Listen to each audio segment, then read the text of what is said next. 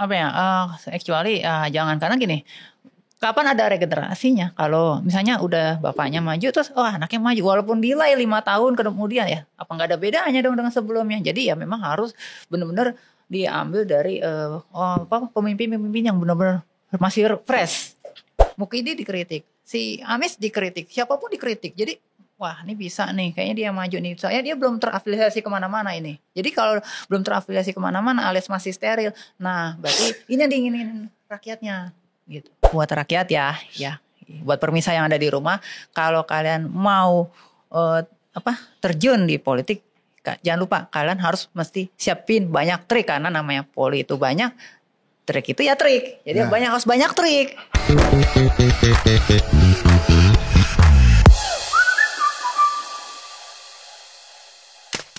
Bener juga dia ya. Nah, berkaitan masalah Mas Kaisang. Oke. Kita akan ngomongin pelajaran berikutnya adalah dinasti politik. Nah, aku pengen nanya dulu sama Saiful sebelum nanya ke Hensat. Emang ini udah aman ya? Aman. Ngomongin dinasti politik aman. Ya.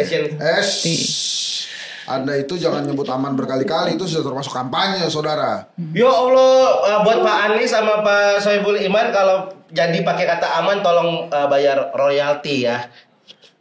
Aman. Terkendali. Minta bebasin pajak aja, bro. Saya walaupun kemarin di 02, saya siap kok ke Pak Anies sekarang. Ya. 02. Juga. Lo harus lihat, gue udah bikin sesuatu. Ntar nih sebelum kita lanjutin ya. Ya, itu kok ada bukti transfer tuh. Ini kan ada gue tuh Pak. Pagi-pagi udah nyusahin. Lihat aja lagi gue. Lihat. Oh, gue juga punya. Nih. Ini transferan dari Pak Anies. Boleh. Enggak. Kita lagi bareng ya. Tahu, gue juga punya. Kita lagi bareng ya. Iya, boleh. Tahu gue ngasih lihat. Bentar ya, kita lagi meeting dulu ya, bentar ya. Bentar. Ini kita saling pamer-pamer. Ada cepetan. Saiful juga gue bikinin ntar ya kayak gini. Lu dari mana, Pol? Saya Bekasi. Bos. Oh, wakilnya lu aja. Gue bikinin. Jadi lu juga punya. Saiful ntar gue bikinin ntar. Iya. Itu bagus tuh, men. Kalau lu bisa, benar. Kita naikin. Lu udah naikin kan? Udah, bukan gue yang naikin, gue dapat dari netizen. Kalau gue nggak pernah bikin sendiri. Kalau gue buat gimmick aja. Tapi kalau ternyata serius gimana? Enggak lah. Gua nggak mampu kok mengikuti Kenal Ahmad Dhani kenal? Kenal Ahmad Dhani. Kenal. Dia pernah maju Kabupaten Bekasi, men. Kalah kan? Kalah. Nggak apa-apa. Mungkin Marcel mau ikutin jejaknya Ahmad Dhani. Tangsel. Ari Kriting di bau-bau. Lo maju Bekasi. Belum pakai deodoran tuh. Bau-bau. Iya. Ntar ada orang sana. Ada orang sana yang tersinggung. Panjang kita urusannya. Nama daerah Indonesia itu emang banyak banget. Ada bau-bau, ada fak-fak. Tapi jangan disalah artikan. Iya, Mamat dari fak-fak. Iya. Tapi kan lo lihat kan hasilnya Mamat kan bagus. Wah, penghasil bule dong. Penghasil bule. Kenapa? Kalau bule tuh kalau lagi ini ada masalah kadang ngomongnya fuck man gitu. Oke, kita lanjut ke topik berikutnya. Terlalu bahaya teman-teman ya. Iya, ini terlalu bahaya, agak ngeri. Gua aja ngeri ini ya bahasannya. Oke, kita ngomongin dinasti politik. Menurut saya Pul dulu, dinasti politik itu apa? Dari kata dinasti aja ya. Okay. Dinasti ya semacam ini. Usaha F&B. Hah? F&B? Apa tuh? Nah, biasanya dia semacam kedai kafe. Di kan ada dinas terus tea. Jadi dia ada jual teh sama kopi. Gitu. Di nas? Nas apa tuh? Dinas itu maksudnya gini. Ada golok gak sih? Ada golok gak sih? Gue mulai emosi ini. Gue terbebani. Dinasti. Oke, kalau tapi kalau secara pengetahuannya Saiful sendiri dinasti politik nih ya, di dunia politik kita nih apa dinasti politik nih apa nih? Menurut Saiful? Seingat saya dinasti atau sepengetahuan kekuasaan turun temurun. Kekuasaan turun temurun. Kekuasaan turun-menurun. Benarkah Bang Hensat?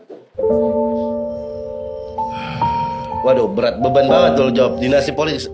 Bedanya nggak ini? Gue tanya dulu. Bedanya dinasti politik sama politik dinasti apa?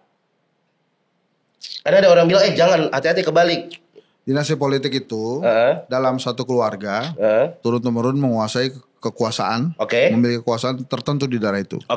Kalau politik dinasti itu bagaimana memanfaatkan politik untuk membuat dinasti atau kekuasaan dikuasai oleh keluarganya.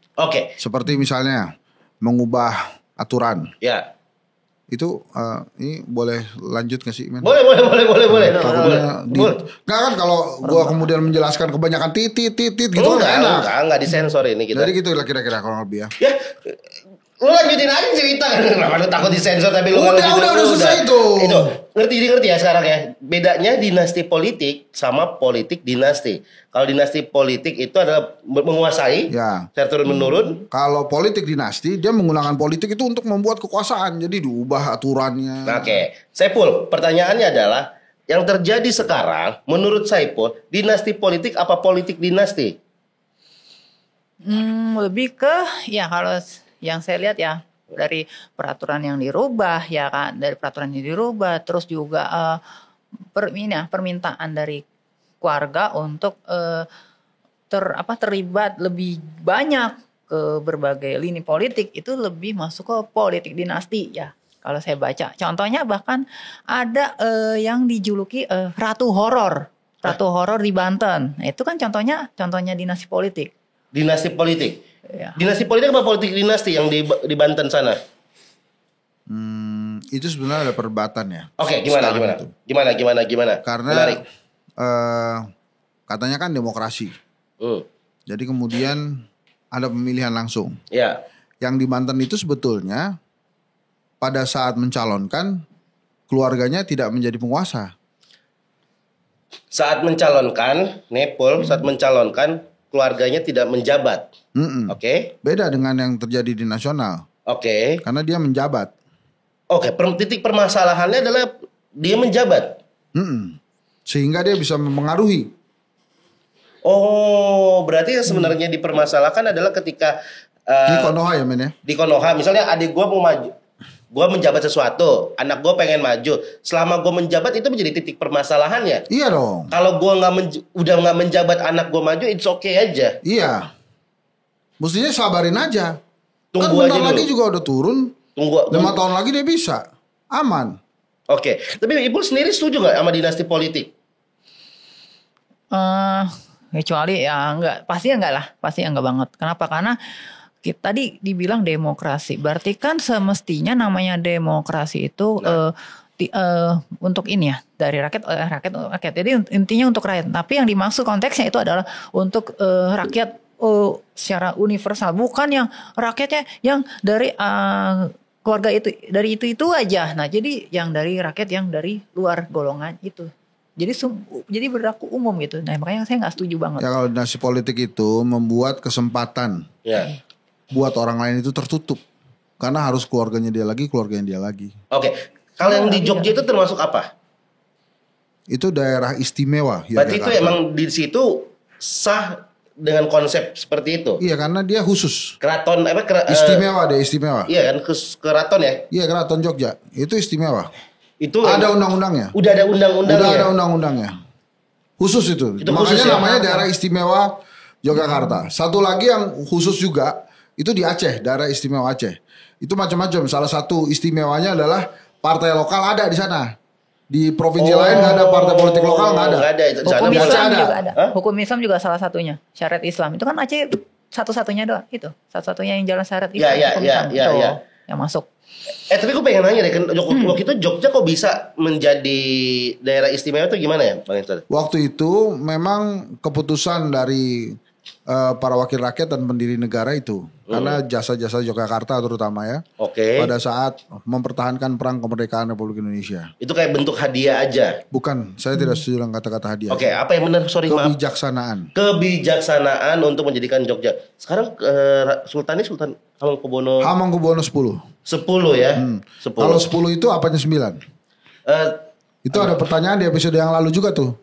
Dia lah yang jawab. Iya 10 apanya 9 ya teman.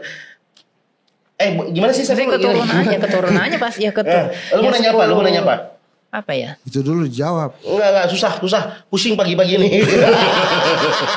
Pagi-pagi berkomedi. Makanya lo nonton dong. Kan gua di situ. Kan gua di sana, ngapain gua nonton lagi? Kan gua ada episodenya. Iya, sabar Pak. Yang tugasin ngomel saya Pak. Iya. Apa? Apa ya? Seputar apa aja kan? Iya, bebas. Iya, apa aja lah. Nah, tadi kan kita ngomongin dinasti politik atau politik dinasti. Nah, simpel aja. Kapan buka cabang di Jakarta? Oh, iya menarik. Ini apaan lo aja? Ada artinya. Jelasin ke gue. Dinasti politik.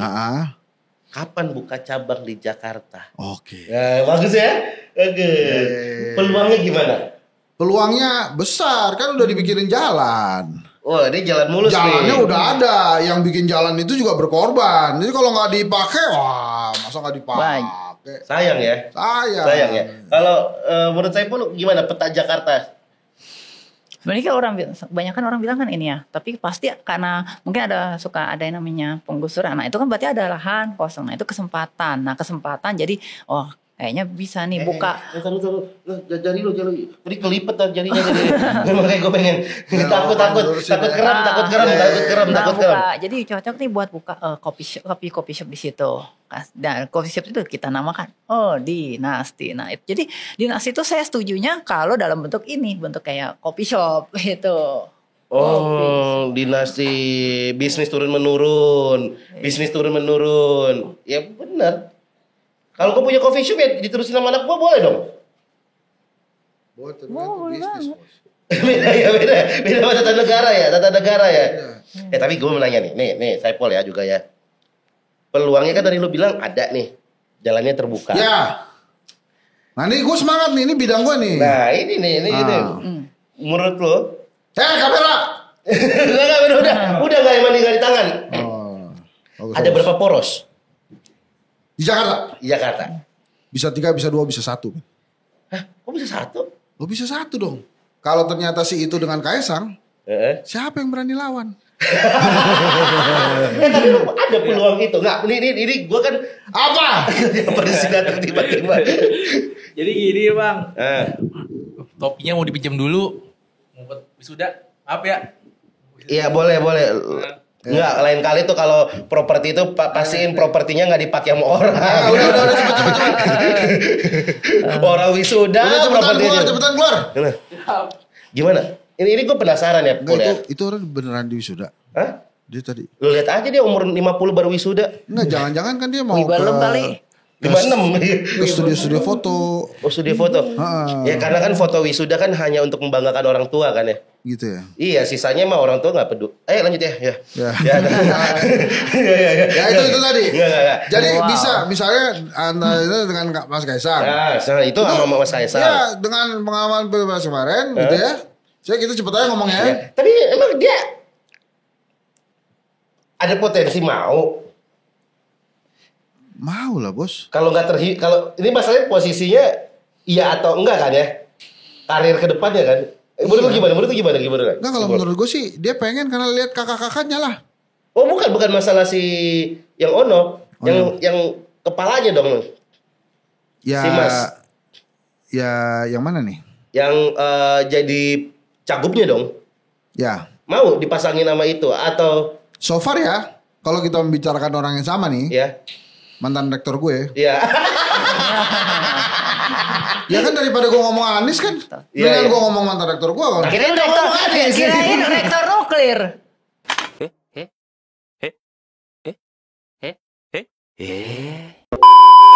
Reaktor nuklir.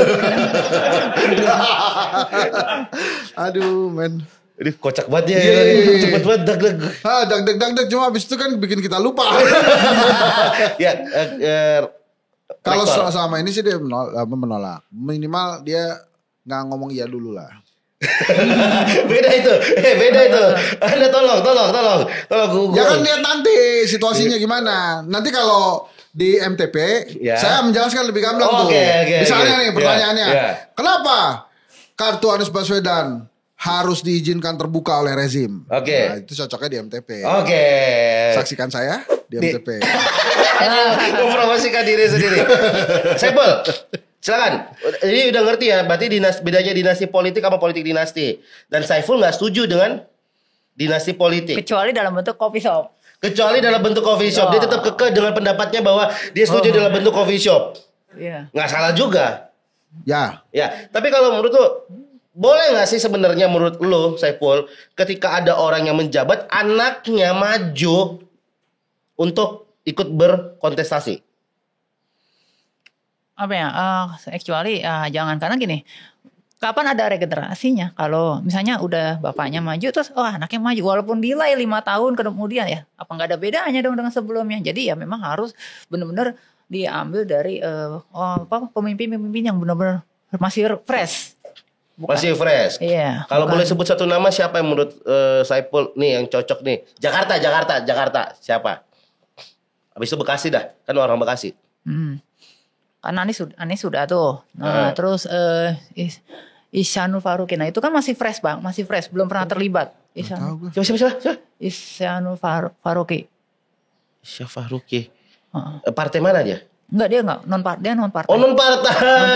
Iya. Ya, gue curiga dia agak aneh nih. Dia siapa? Dia apa? Backgroundnya apa? Basically pengamat politik. Pengamat politik. Dia itu pengamat politik. Siapa namanya? Tar, kita cari. Siapa namanya? Coba boleh ditulis. Itu om lo ya? Bukan. Coba boleh tulis. Men, gue nanya sama lo lah sambil tulis. Sambil tulis. Misalnya, ada selebritis. Punya acara. Anjir. Kemudian dia ajak anaknya tampil di acaranya dia. Itu dinasti politik gak? Atau politik dinasti gak?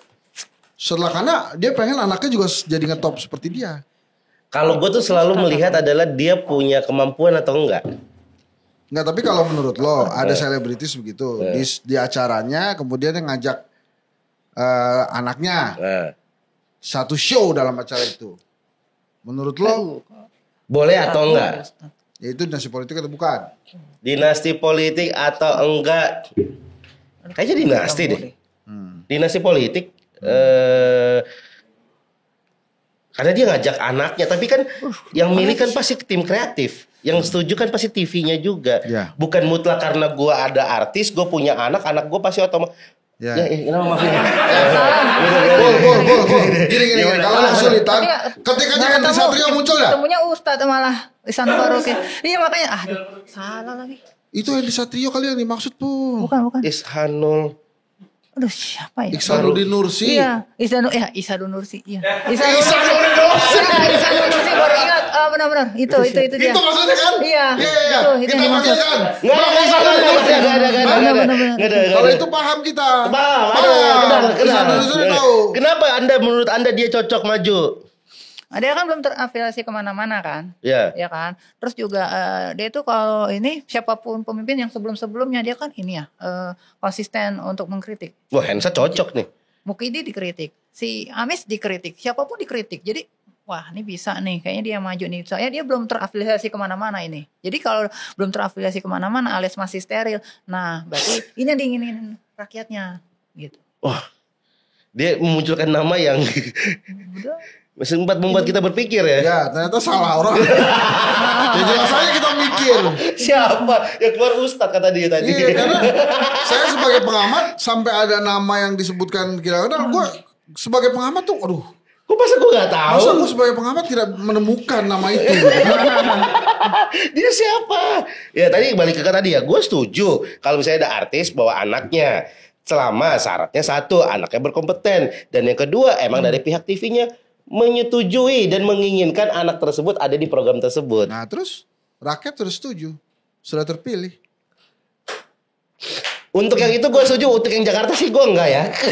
Bukan Jakarta. Mana? Yang sana? Yang nasional. Yang nasional. Nah. Aduh, tetap gue 02 gue. Ya bener kan itu 02? Iya bener 02. 02. 00.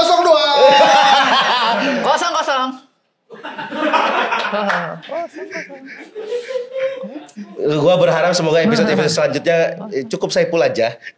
Ya yang lain mungkin bisa lebih lebih ini ya, lebih mulus kayak tol Cipali ya. Ya. Mungkin pembicaraannya full. Saiful. Mungkin ada yang mau disampaikan Saiful tentang pesan-pesan buat masyarakat, anak muda tentang politik atau buat para pejabat mungkin kritikannya buat para pejabat. Ya, kita boleh duluan nggak sambil dia ngomong kan? Nggak kan nanti kamera kesini aja, nggak usah dari kita. Oke. Ya, oke. Jadi kalau di samping dari samping ya men ya. Kayak seorang tokoh bangsa loh. Buat masyarakat buat pemuda, buat rakyat ya. Buat permisa yang ada di rumah, kalau kalian mau terjun di politik, jangan lupa kalian harus mesti siapin banyak trik, karena namanya poli itu banyak, trik itu ya trik. Jadi harus banyak trik. Jadi buat masyarakat yang ingin saya boleh satu challenge ya. Biasanya kan kalau kita episode kan ada challenge ya. Coba challenge lo kalau kaget kayak gimana, Pul? Buset. Itu kan buat pejabat, kalau buat masyarakat ada pesan di masa sesulit ini. Itu ada lagunya tuh men. Di masa yang sesulit ini. Ya. Tua banget kita ya. Ketahuan banget. Ya. Pesan-pesan. Ya, pesan-pesan buat masyarakat ya. Udah kalian nggak perlu galau, nggak perlu resah. Kalian bisa menghibur diri. Kalian dengan main catur. Waduh. Terima kasih. Ya, saya ucapkan selamat ya buat talent coaching gitu. Iya.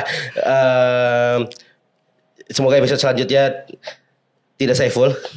Karena kalau Saiful kan ada kegiatan habis ini. Mau ke PRJ. Enggak, saya setuju kalau Saiful. Lu yang duduk sini tapi ya. Lu yang duduk sini ya. Bus. Saiful hari ini mau ke PRJ ngapain?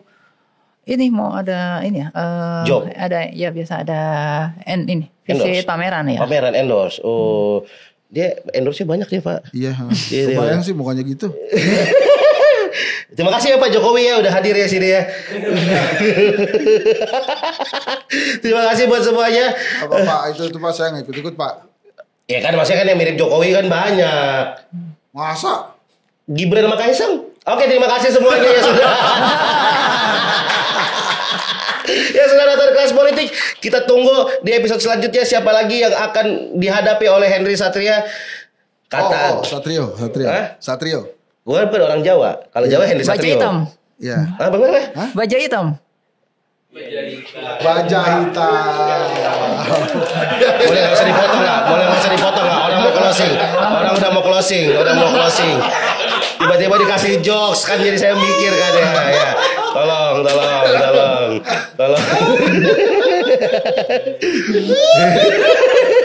Tiba-tiba dia tipis. Satria baja hitam.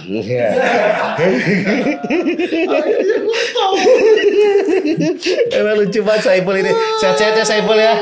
Saya tetap mengkritik juga bersama teman-teman mutan lainnya di Tretan Muslim Universe ya. Iya kan ya. Amin. Kita akan lihat di episode selanjutnya siapa lagi yang akan dipertemukan oleh Henry Satrio. Hari ini menurut gua Henry Satrio dengan dipertemukan dengan. Tadi apa? Bukan dipertemukan oleh. Salah. Dipertemukan dengan. Oke, closing. Coba kamu yang closing. Kita sudahi dulu acara ini karena saya mau ada aktivitas berikutnya ya. Kalian punya pertanyaan, punya ini jawaban, tulis aja di bawah. Pemain. Kalau gitu kita tunggu di episode selanjutnya. Apakah Henry Satrio bisa mengajarkan masyarakat untuk lebih melek politik dan lebih setuju dinasti politik? Enggak ya. Ya oke kalau gitu. Thank you. Bye bye.